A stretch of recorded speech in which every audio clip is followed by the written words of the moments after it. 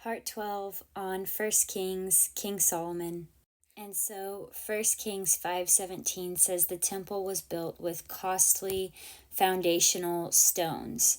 And we see Jesus as being our cornerstone, and his teachings and his grace and his mercy is what we lay our foundation on. He is our firm foundation. And when we stand on him and on his truths, we will not be shaken. 1 Corinthians 3:11 says, "For no one can lay any other foundation than which has been laid down. That foundation is Jesus Christ." And going back to 1 Kings 5:17, it says, on top of those foundational stones, they dressed it with other stones that were also cut.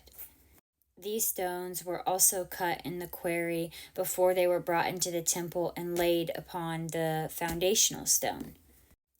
And so I kind of think that, in a sense, we are these other little stones on top of our foundational stone, which is Christ. We are Christians. We are little Christs because he lives inside of us and we want to imitate him. The rest of that verse in 1 Corinthians 3 says, "If anyone builds on that foundation with gold, silver, costly stones, wood, hay, or straw, each one's work will become obvious for the day, will disclose it, because it will be revealed by fire. The fire will test the quality of each one's work. If anyone's work has been built survives, he will receive a reward. If anyone's work is burned up, it will be lost, but he will be saved, yet it will be like an escape through fire." And so are we building and adding on to Jesus' temple as a church? Are our stones going to bring reward?